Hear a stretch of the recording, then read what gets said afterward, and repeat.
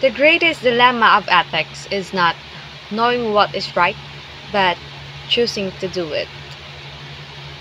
Guys, let me ask you, how do we know if an action is truly right or wrong? Is it because of the consequences? Or because of our duty? Or because of the love and justice behind it?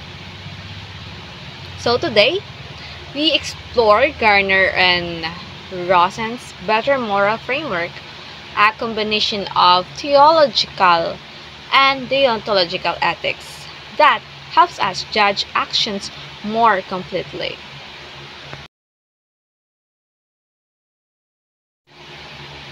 They believe that no single ethical theory is enough. Kaya sabi nila, dapat pinagsasama ang dalawang malaking framework, which is theological ethics and deontological ethics. So, ano nisa ang theological ethics? So, nakabase ang theological ethics sa results or consequences. While deontological ethics naman niya is nakabase sa duty, rules, and goodwill. So, is it enough that the outcome is good, or should we also consider if your intention was good? Guys, what do you think? So, ang is, parang sa buhay natin, hindi lang dapat tinitignan ang resulta, but tinitignan din natin ang motibo at obligation natin bilang isang tao. We don't just depend on the result, but also on our obligation as a person, what our obligation is. Garner and Rosen say that determining right and wrong depends on many factors, not just one.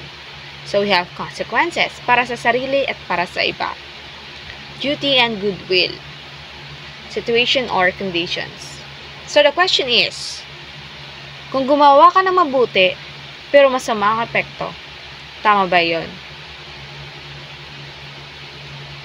Kung may mabuti kang intention pero may masamang nangyari, mali ba yun?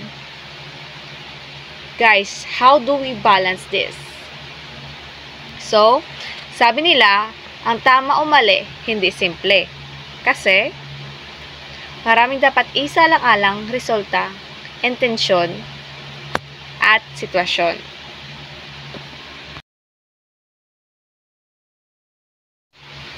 Let's move to the ethical questions. So, will it actualize my potential and abilities? Kay Aristotle.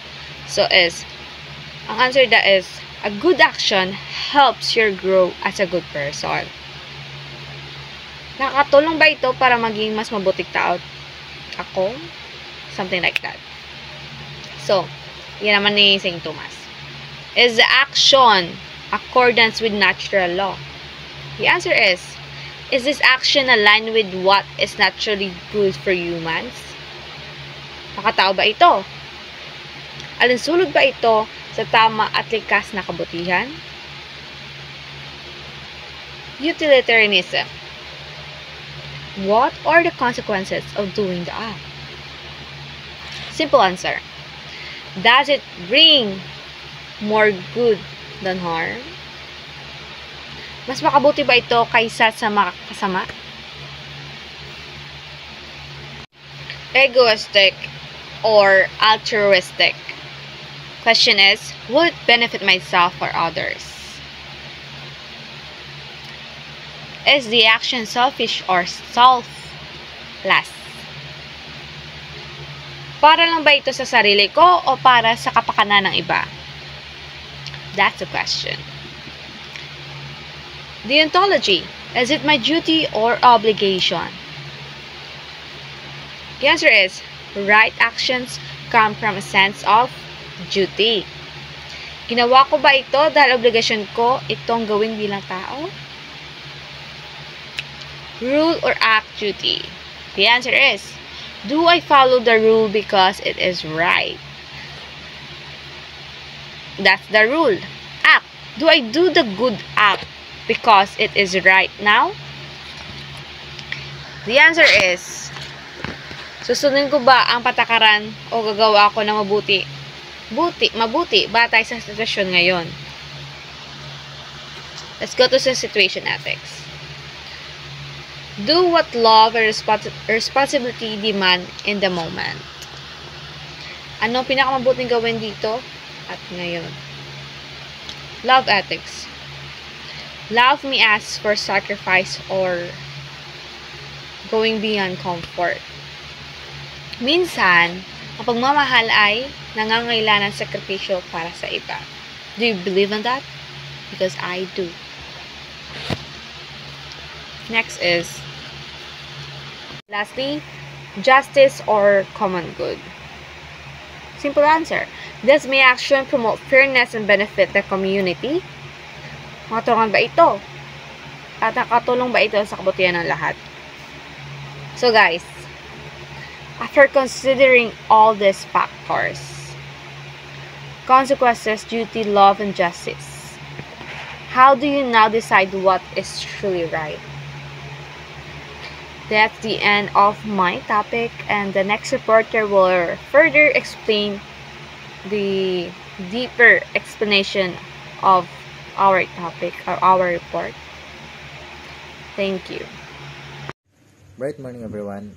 Today I will explain the ideas behind the state, citizenship, and why this concept matter when we talk about paying taxes.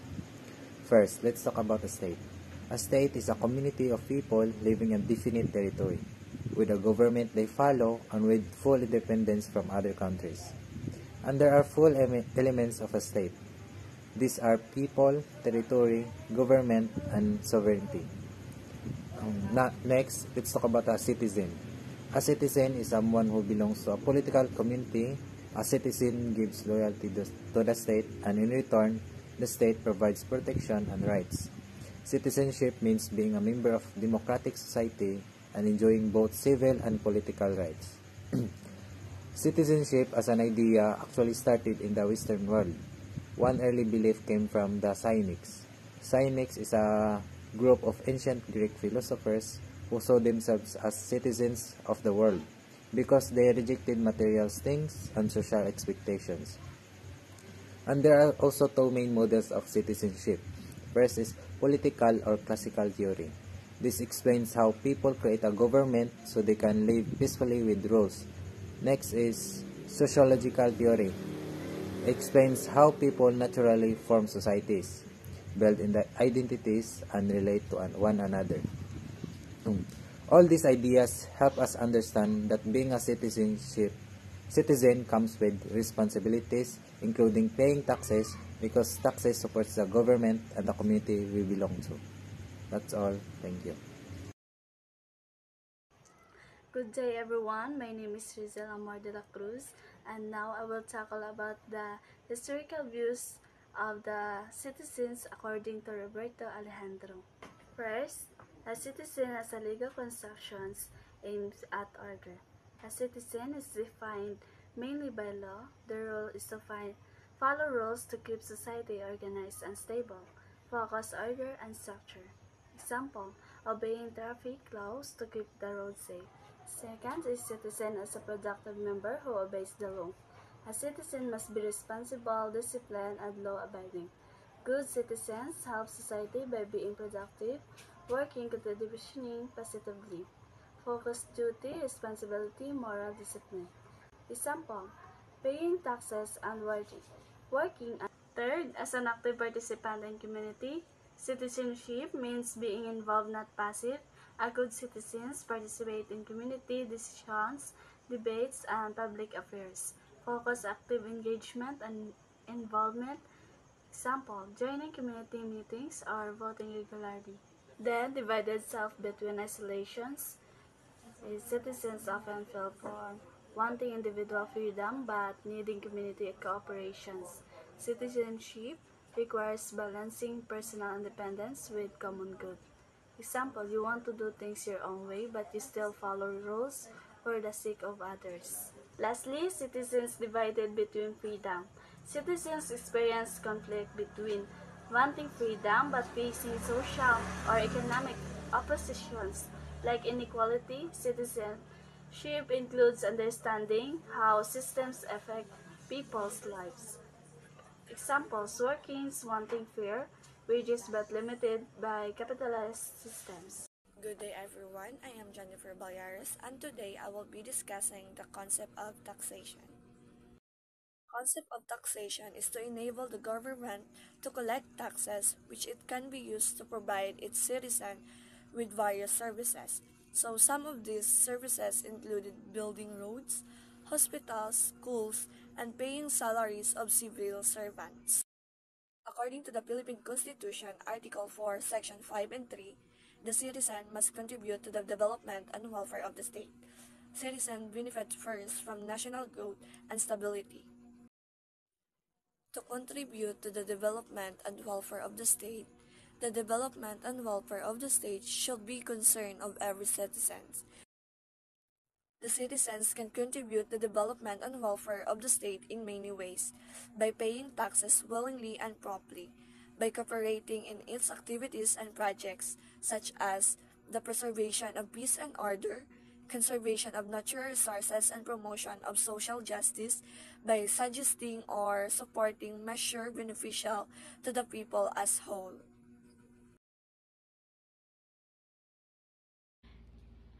Tax, Moral Obligation, and the Rule of Law by Stephen Mason. This issue or confusion of issue has been troubling me for some times. Let me start with the third declaration. First, I used to be a tax lawyer. Second, for me, the obligation to pay tax can ultimately only be a legal one, not a matter of moral. Third, I'm not in favor of complex, elaborate, or artificial tax avoidance schemes. If you truly believe in the rule of law, there can be no Ritual notion. of moral obligation to pay tax. Example, paying tax is legal duty, not a moral one. People should be pay what the law requires. Good afternoon, everyone. So this is my report. Legalized confiscation. Legalized confiscation is a term sometimes used to describe taxation. It means that the government collects money from the people through taxes, and it is legal because it is allowed by law. So what is taxation? Taxation is the money that the government collects from people and businesses. So long ago, taxes were mainly used to fund wars, but today taxes are approved every year by Parliament. We pay taxes so the government can run the country smoothly. Why do we pay taxes? We pay taxes because the government needs money to provide important services. This includes building and maintaining schools, funding hospitals, fixing roads and bridges, supporting the police and the military. So taxes help the country function smoothly. Tax as legalized confiscation. The term legalized confiscation sounds strong, but it simply means this. The government is allowed by law to take part of our money. Confiscation means taking something, and legalized confiscation means it is done legally and formally. But very importantly, the government can only take money if there is a clear law that allows it. Where are tax rules found? There are two main sources: laws written by Parliament. These laws define who needs to pay, how much, and what deductions are allowed. Court decision. When people disagree about how tax law should be applied, the courts interprets a law. These two sources create a full and final legal tax obligation. Legal versus illegal tax situations. These are two situations to understand. If the law clearly says you must pay, then you must pay. If you refuse, that is called tax evasion, which is illegal. If the law does not say you must pay, then the government has no right to take your money. In that case, the money was never legally owed. This shows how important clear tax laws are. The issue of moral fair share. Sometimes people say that even if the law does not require paying a certain tax, someone still has a moral obligation to pay more. But this is a problem because morals are different for every person. The law should be only basis for tax obligation. You can't force someone to pay more based on opinions. So tax should be based on law and not moral judgment. Who should be blamed when tax laws are unclear? If people legally avoid paying tax because law isn't clear or has loopholes, the problem is not the citizens. It is the lawmakers' responsibility to write clear laws. Citizens who follow law should not be blamed for doing something legal. So, a simple summary: tax is how the government collects money for public services. It is considered legalized confiscation because the government takes money based on law. You only owe what the law clearly states, no more, no less. Blaming people for legally following weak or unclear laws is unfair. Moral obligation in fair share. Moral obligation to pay taxes relates to the political process of budget determination by elected officials, reflecting what a fair society should support. While fair share of tax is a valid concept, the authority for taxation must be established through legislation. Without legal backing, there is no obligation to pay. Taxation is compulsory, and any notion of a moral obligation beyond statutory requirements equates to voluntary contributes, separate from mandate taxation. It says that we pay taxes mainly because the law requires it, not just because it feels like the right thing to do. The government, through elected officials, decided to how much tax people must pay and how the money will spend. For example, on public service like roads, schools, and hospitals, the idea of everyone giving their fair share sounds good, but it only becomes actual responsibility when it is supported by law. Without a legal rule, no one is obligated to pay. Since taxes are mandatory, anything extra we choose to give, such as donation, is optional and not considered tax. In short, paying taxes is something we must do by law, not just because we went to. This is my report, Tax Avoidance. The passage argues that tax avoidance, even aggressive forms, is not illegal if it follows the law. Using tax allowances and deduction means keeping your own money, not taking money from the states. People often use legal tax advantage like pensions, contribution, and this should not be considered morally wrong. So, ang nagasiling nga ang tax avoidance even kung doka aggressive, hindi illegal kung ginahimo sa sulod sang liya. Laay lasang iya nga layi. Kung gamiton mo na ang illegal na tax allowance kag deduction, hindi ka nagakuha sang kwarta sang gobyerno. Imo lang pabili na imo kaugalingon na kwarta. Thank you. So, the main problem with aggressive or artificial tax avoidance is the complexity of the tax system. Some people or companies create complicated financial structures that exist only to reduce their tax bill.